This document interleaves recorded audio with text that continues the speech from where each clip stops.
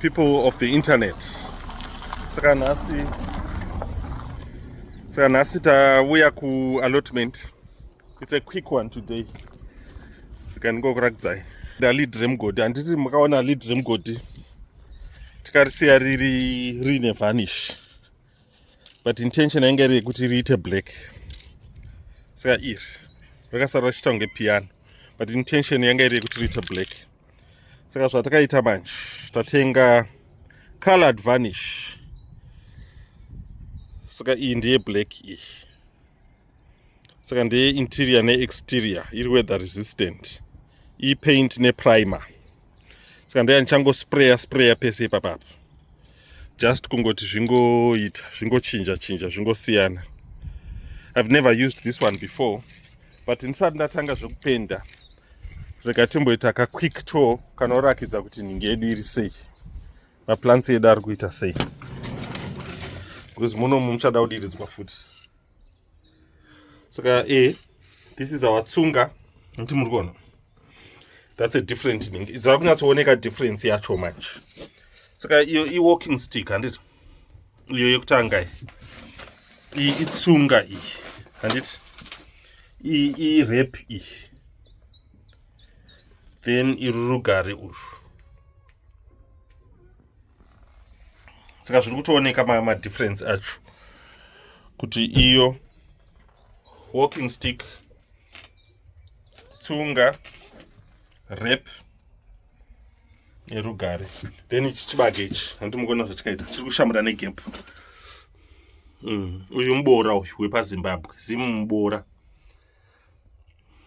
Then apa panenge paine mbora yekuZimbabwe nedzimwe dzekupiwa nevanhu dzeku Caribbean. Iyo yakanzi Caribbean big nanga iyo.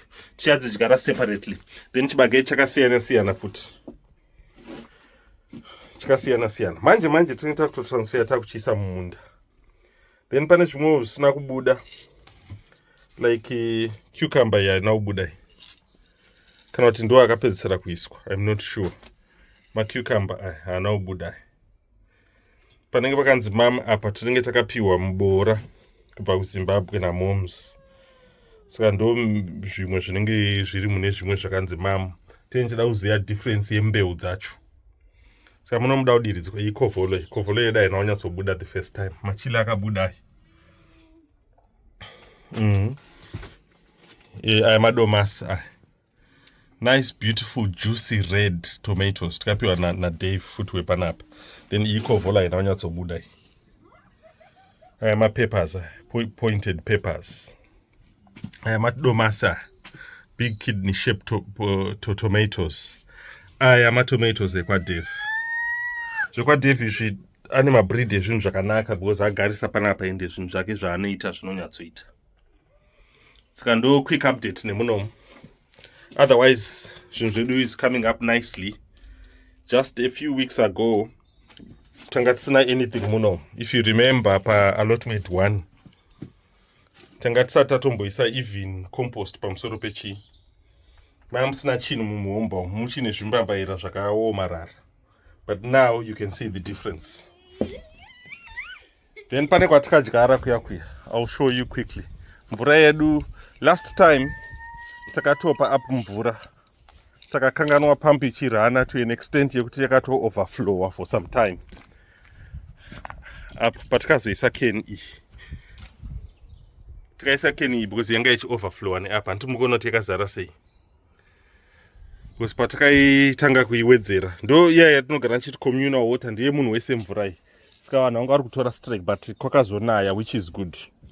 Kwakainairira saka pasi panyoro at the moment. Hamene kuti zviri kuoneka iri pa video. But pasi panyoro. Something else I didn't show you.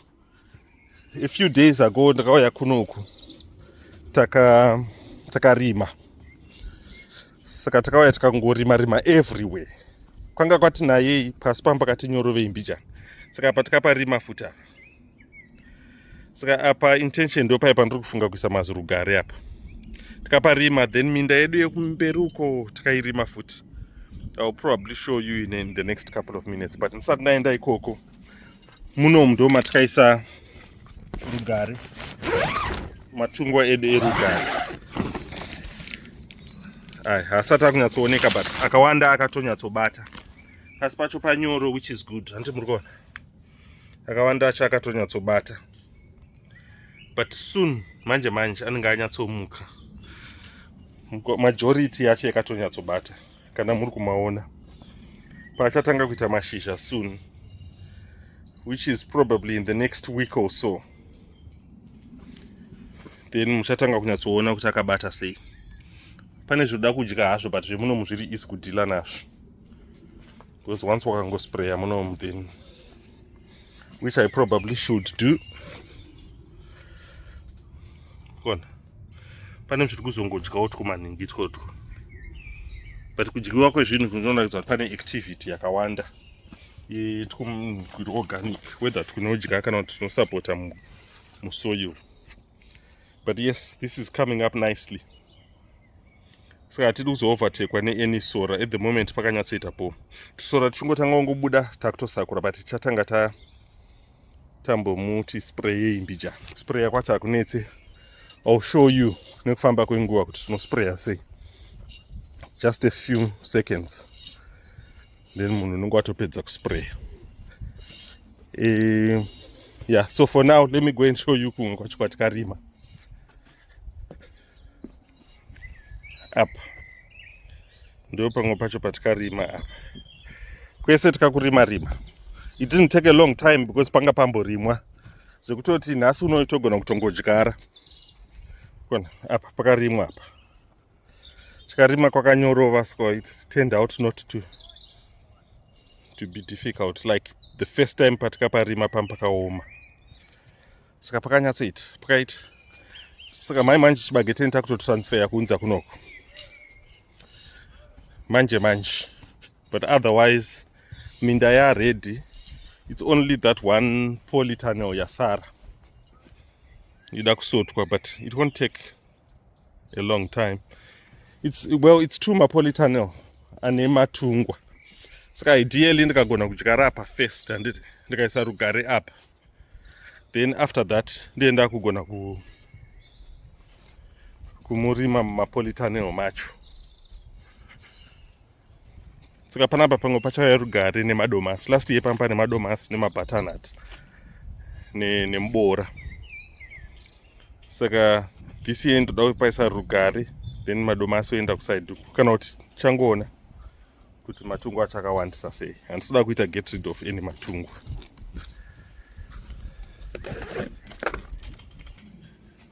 Saka regai tione kuti apa panobuda sei tikapa spray. Dangopa pukuta first. Pakaoma but pari kurakidza dust. Ndikazoisa lid iri nderepranga.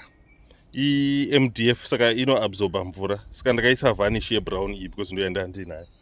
But lid randaida kuisa ndeiri replastic, reblack. But rice akwana, rice yamagaps mumasides. Saka I think it is better though. I like mechanism yacho yekuvhurika nekuvharika and what not.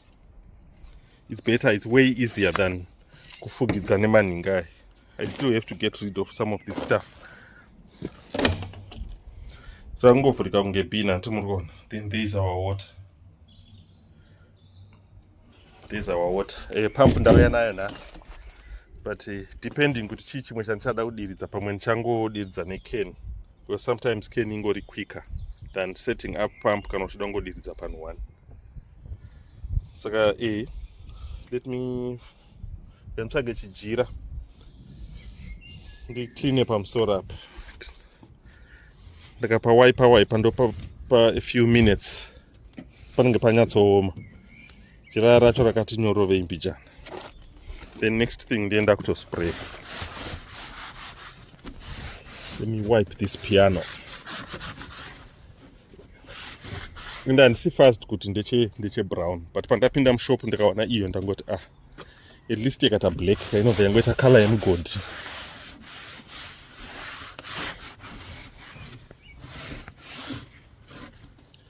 Ende kungoita color yemugodi kwakangonaka. Zvinongoitawo uniform.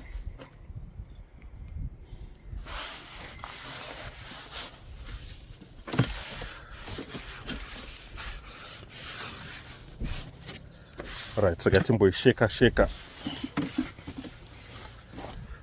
apa pachinyatsooma.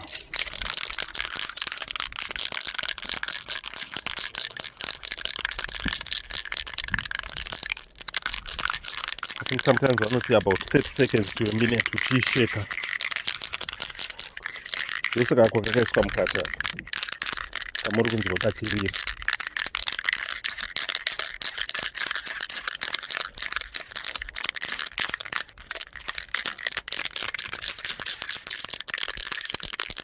Yeah, I think that's good enough. Tikangoita ka test spray tione kuti inobuda sei.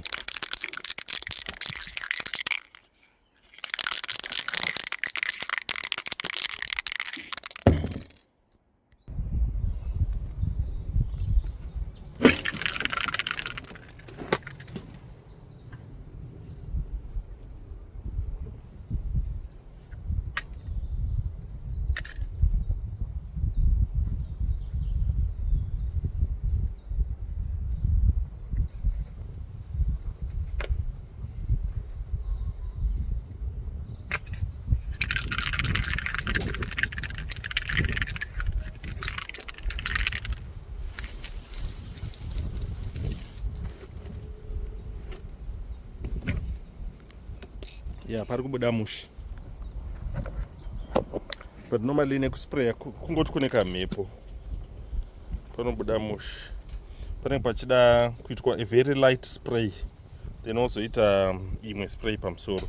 But nokuti kune mhepo, it means unenge uchiwana kuva uri padhuze kuti yakawanda isa wastage ichitorwa nemhepo.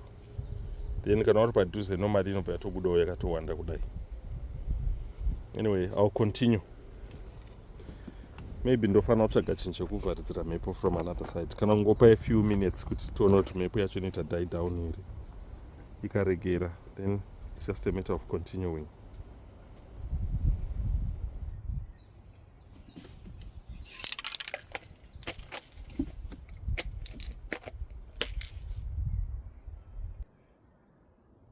Tataipa a few minutes haisi kuita die down. Takugo spray. By the way, akakaita 4 pounds. 3 pounds 99.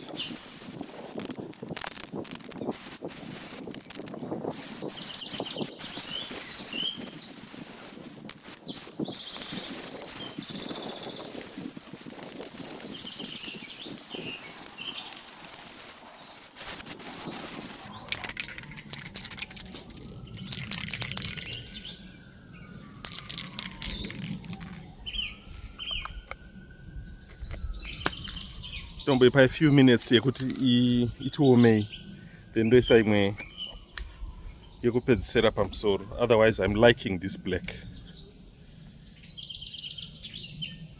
So kana yatiomei ndospraya imwe pamusoro.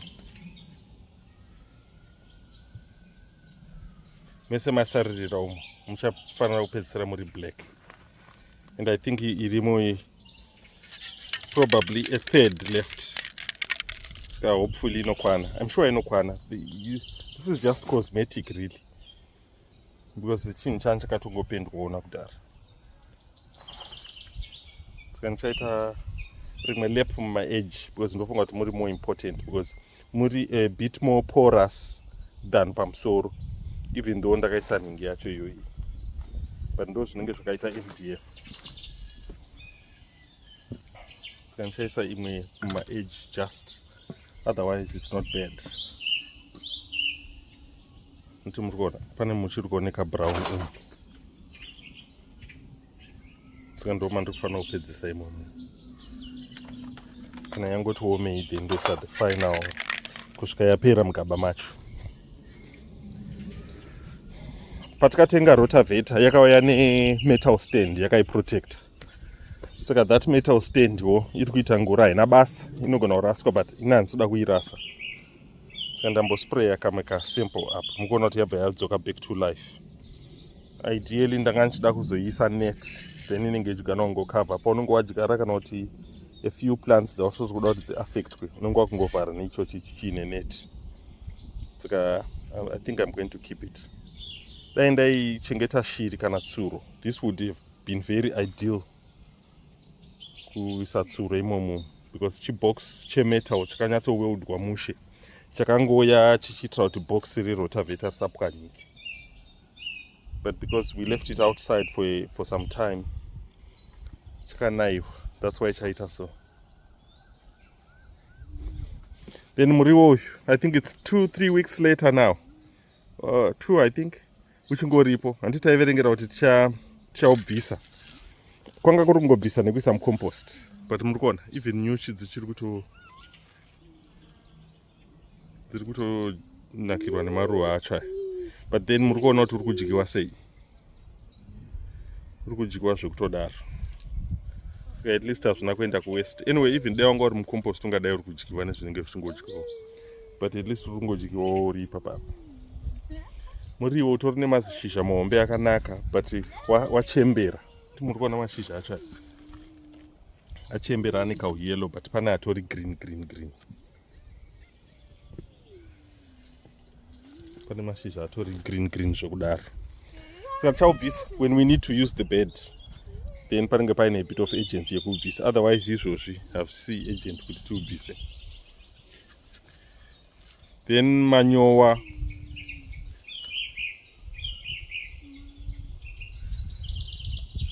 not manyowa, pane muhomba watakadyara onion dziri kubuda, takaukavha because shiri dziya dzaitsvara imomo dzichitsvaga maworms. Saka haminoti ari kuoneka here, but akuita manje. Pane a big improvement from last time, but ndichanoida kuraiza net racho. Ndimuri kuona ndichanoida kuraiza net racho. Aiyo, for now nichamborisiya hangu rakadai so, but akuita. Even it's one of those yekuti ukavhura net there's a chance yekuti shiri dzacho dzinogona kuramba dzichidzoka kuzodya, but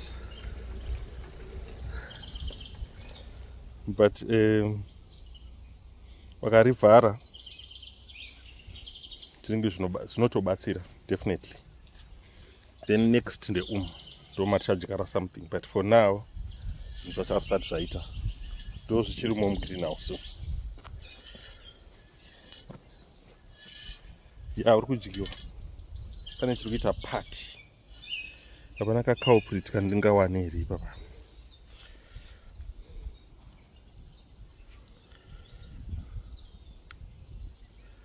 So far hapana, but I know there's something definitely. Pamwe zviri kuya at certain times, but kutodyiwa zvekutodaro. You would expect that because net rakavhurika. Saka whatever choda kudya chiri kunyatsowana access yekudya. Uyu takamudyara last year muapple uyu. Wanga une maruva a few weeks back, but izvozvi I didn't expect it kuti uite maapple this year, because ungori about a year since taudyara.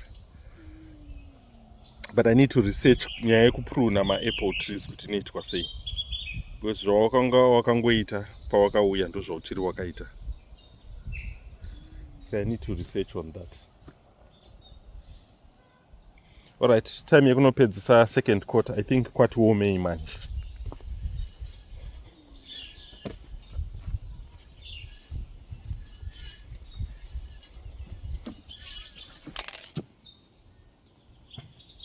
yeah, to the touch patooma. So I think ndakugona kupedzisa second coat yacho.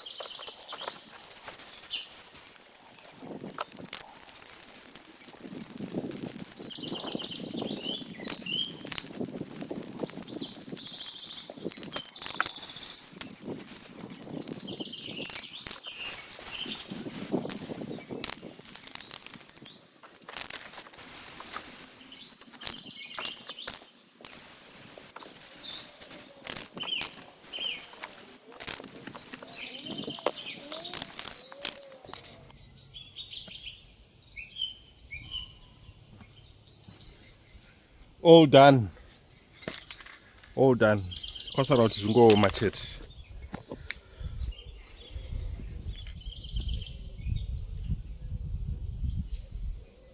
Kwasara ngoti ngooma. Even my edges andimuri kuona nicely. Saka zvachinja haichisiri piano. Well, at least yakumecha nemugodhi. Mugodhi wacho is a bit dirty, but mugodhi I guess. Saka all done. Saka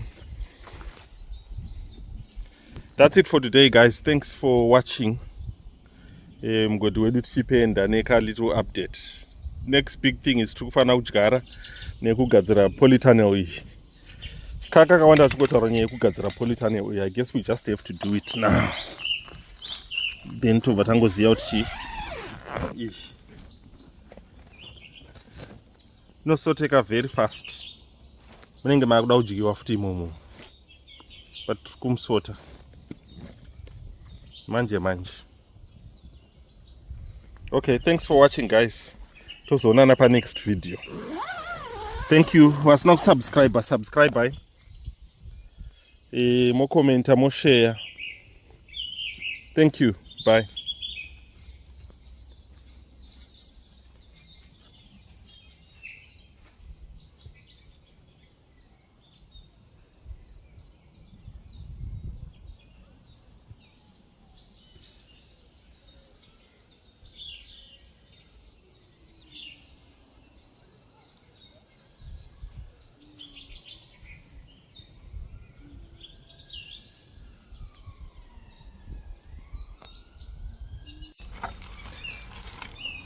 Ndandakanganwa, guys. Ndine maavocado 2 modzi. Ndakadya maavocado e2 different countries. Rimwe ndere kuIsrael, rimwe ndere kuChile. So andamadya ndakangotiwo. This was after watching imwe program yeikoko kuZimbabwe about munhu aiti musangorase modzi dzemaavho. Saka ndakabva ndangomadyara. Ndakamaisa mupaper towel. Then ndobva ndangoriita moist ndo ndavharira imomo ndakalabela. Saka today ndoda kumatransfer. I'll just show you what they look like to date. Handimukona rakatsemukira ona iavocado iri. Saka hopefully richangoramba richingogrowawo kudai so. I don't know kuti zvondanonoka kana kuti ndakurumbidza but harina midzi or anything but kungotry. Rakarambawo raramba. Saka ndichatora mapots, ndikushandisa mapots aya. Ndichatora compost ndoisa imomo. Then kana ndaisa compost ndobva ndaisa maavho acho. Regai tione kuti anoita sei.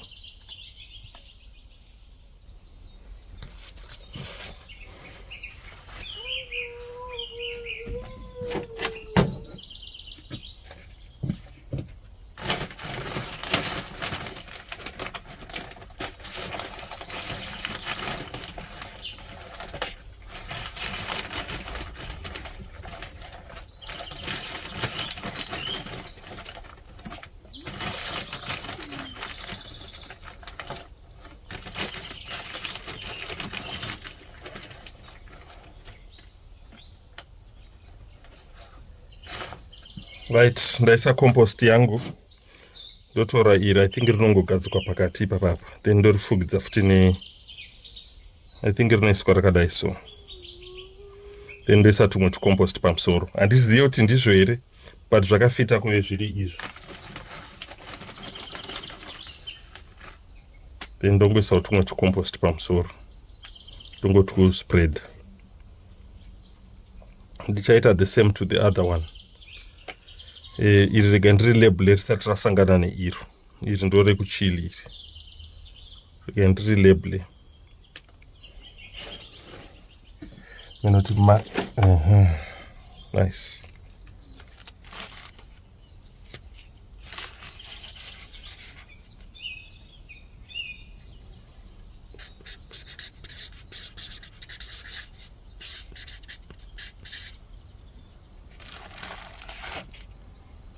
Zvatoita. I'll do the same thing for the other one. Ndokuratidza indapedza. Iri ndo rekuIsrael iri. It is slightly different from the other one.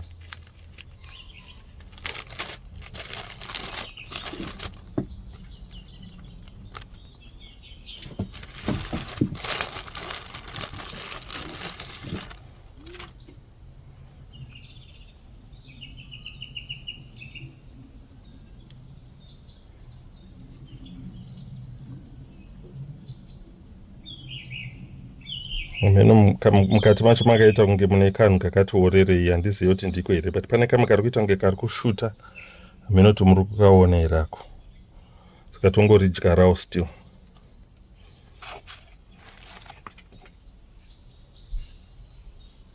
Kana ndatadza zvandiri kuita izvi, mungonyora mumacomments kuti aiwa handiwoba madyarirwo anoitwa maavocado.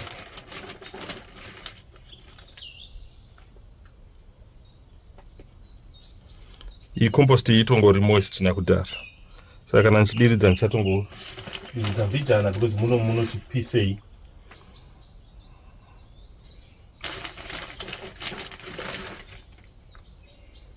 First maavocado yangu yandadyara, I don't remember ever planting from modzi.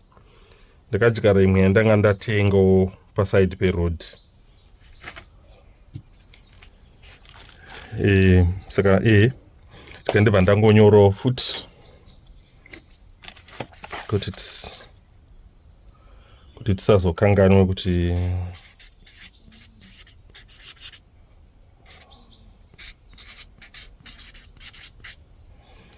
saka zvatoita so.